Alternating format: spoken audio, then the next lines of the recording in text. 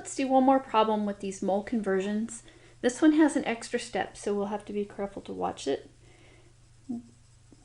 For one thing, when you see a problem and it involves number of molecules, you should automatically think about Avogadro's number as a tool that you might use.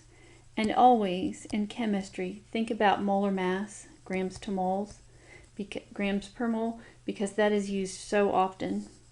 Now both of these numbers have 2 units and 2 numbers, so I'm not going to start with those if I have a choice, and I do. I'm going to start with the 50 grams of nitrogen in 2.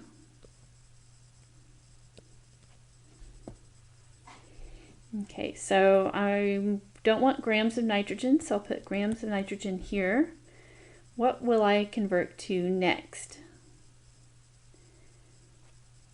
Well, as I told you in chemistry, if you can convert to moles, then do, because that's often a first step. From moles you can get to other things. And so to do this, I'm going to use the molar mass of N2, atomic weight 14 off the periodic table. So the 28 goes with the G, so down here, that's per 1 mole.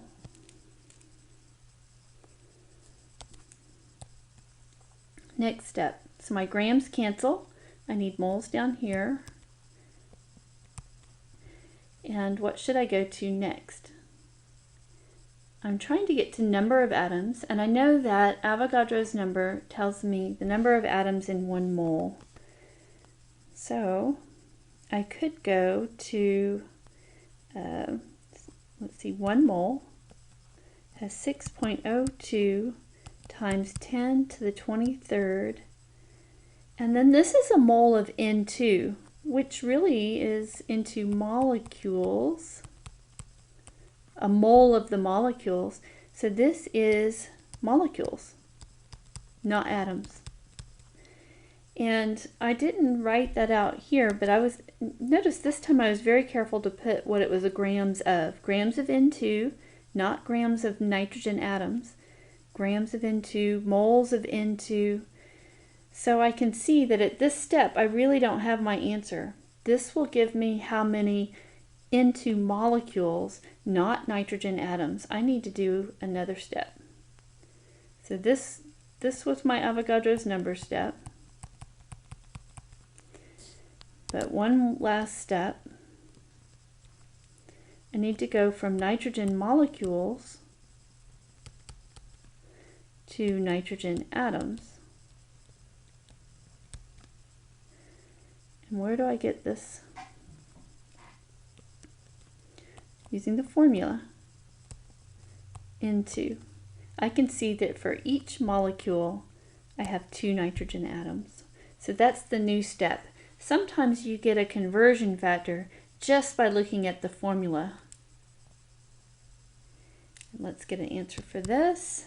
Am I going to expect a really big number or a really small number?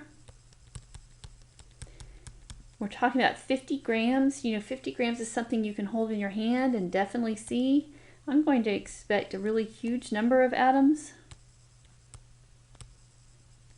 And there we go. I tell you to kind of check those predictions because the most common thing to mix up is Avogadro's number. And if you get this upside down, it will throw this number way off. It'll look unreasonable. So anyway, there you go. There's your last example.